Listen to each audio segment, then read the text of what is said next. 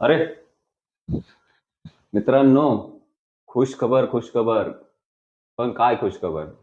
अरे, health insurance आणि life insurance पॉलिसीवरती 18% GST लागत होता, तो केंद्र सरकारने माफ केलेला आहे.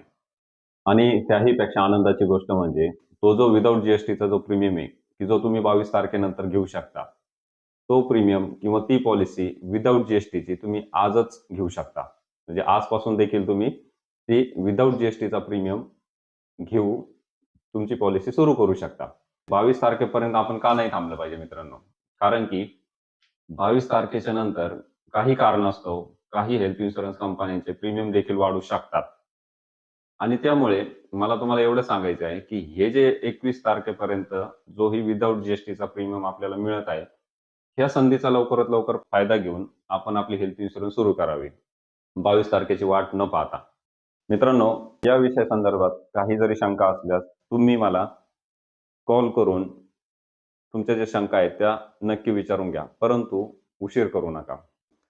ही जी काही संधी आहे, ही आपल्या जवळच्या प्रत्येक व्यक्तीपर्यंत नक्की पोहोचवा. धन्यवाद मित्रांनो.